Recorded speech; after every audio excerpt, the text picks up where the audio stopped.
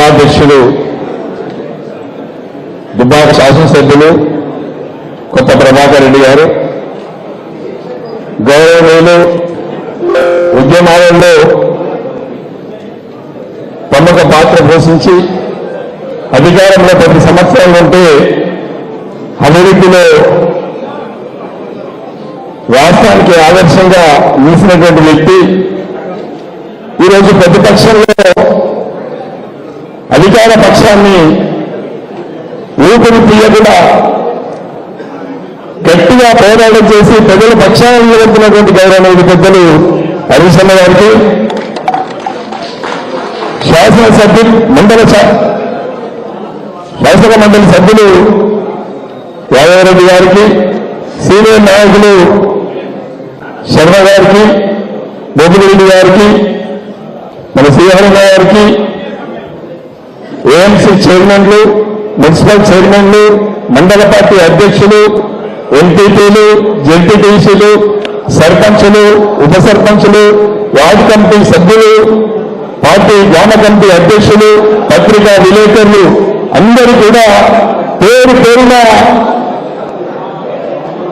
నమస్కారం తెలియజేస్తూ, ముఖ్యంగా గౌరవనీయులు కేసీఆర్ గారు 2001లో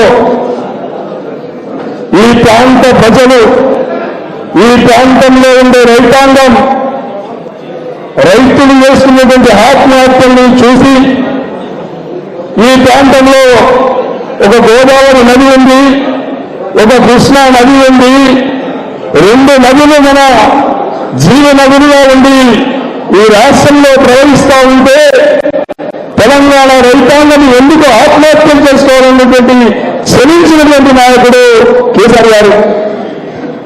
ఆ రోజు ఆయన స్పీకర్ పదవికి, మంత్రి పదవులకు అంటే హరీష్ అన్న కానీ కేసీఆర్ గారు తనకుండే పదవుల్ని త్యాగం చేసి ఉద్యమాలలో తెలంగాణ ప్రజల్ని చైతన్యం చేసినటువంటి గొప్ప నాయకత్వం మన టీఆర్ఎస్ పార్టీ నాయకత్వం. ఎక్కడున్నా ప్రజల కోసం, తెలంగాణ రాష్ట్రం కోసం అహర్నిశలు ఆలోచన చేసే నాయకత్వం మన టీఆర్ఎస్ నాయకత్వం. నిజంగా ఒకసారి ఆలోచిస్తే ఈ రాష్ట్రానికి తెలంగాణ రాష్ట్రం వచ్చేదా? ఇవాళ చాలా మంది చాలా రకాలుగా మాట్లాడుతూ ఉన్నారు. కేసీఆర్ లేక ఉంటే, ఆ పక్కన హరీష్ రావు గారు లేకపోయి ఉంటే ఉద్యోగం ముందుకు నడిచేదా? ఎప్పటికప్పుడు గ్రామాలలో ధూమ్ధాం కార్యక్రమాలు చేపట్టి ప్రజలలో చైతన్యం తీసుకొచ్చి, ఉద్యోగస్తుల్లో చైతన్యం తీసుకొచ్చి, విద్యార్థుల్ని కదిలించి తెలంగాణ ఉద్యమాన్ని ఊపిరి తీసుకొని పోరాటం చేసినటువంటి వ్యక్తులు మన హరీష్ రావు గారు, మన కేసీఆర్ గారు.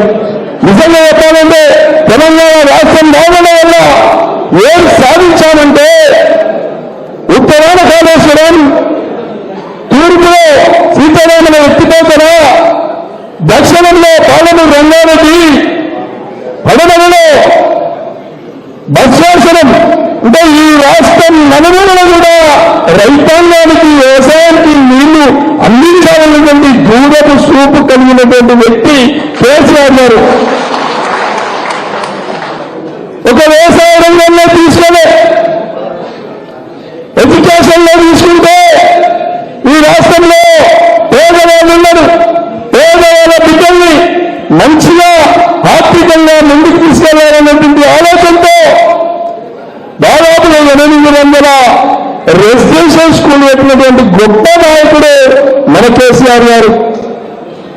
అదే కాకుండా ఒక వ్యవసాయ రంగం, ఒక ఎడ్యుకేషన్ రంగంలో కాకుండా హైదరాబాద్ లో కానీ గ్రామీణ ప్రాంతాలలో తీసుకున్నట్లయితే మంచినీళ్ళక మా అక్క చెల్లెళ్ళు బిల్లులు తీసుకొని రోడ్ల మీద తిరుగుతూ ఉంది.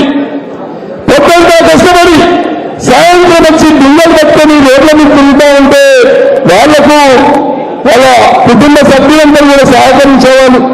అట్లాంటి సమస్యను పరిష్కరించడానికి మిషన్ భగీరథ తీసుకొచ్చి మా ఆడపడుచుల కష్టానికి ఇచ్చినటువంటి మనసున్న నాయకుడు కేసీఆర్ గారిని ఈ సందర్భంగా తెలియజేస్తా ఉన్నా. అదే కాకుండా అక్కా చెల్లెళ్ళు పేదవాళ్ళందరూ మన బిడ్డల తల్లిని చేసుకోవాలి.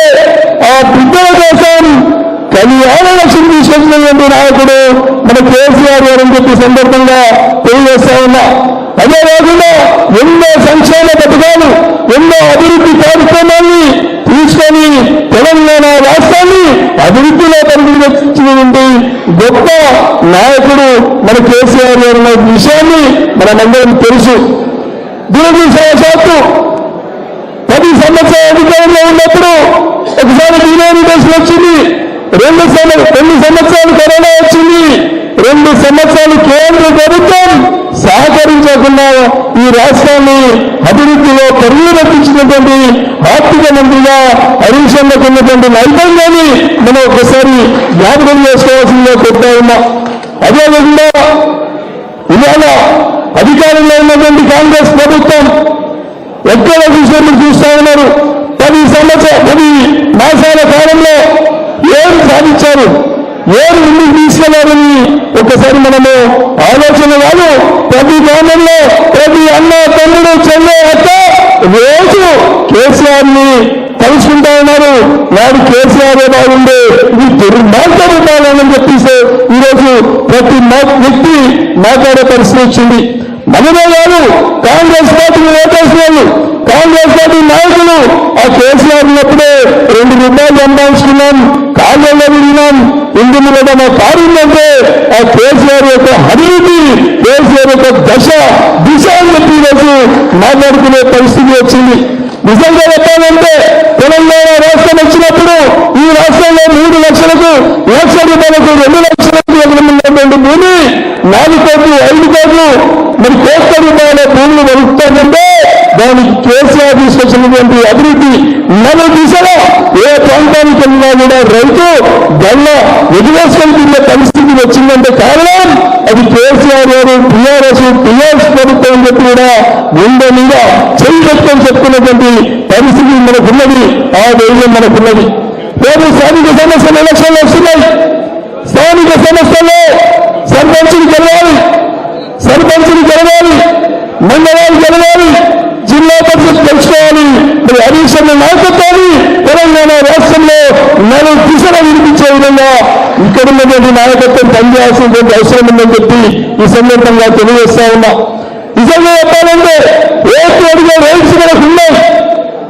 ఎందుకంటే ఒకప్పుడు గ్రామాలలో మంచినీళ్ళు లేక ఎన్ని అవస్థలు పడేవాళ్ళు, రోడ్లు లేక ఎన్ని ఇబ్బందులు పడేవాళ్ళు. అలాంటి గ్రామీణ ఆర్థిక వ్యవస్థను బలోపేతం చేసినటువంటి నాయకుడు మన కేసీఆర్ గారు.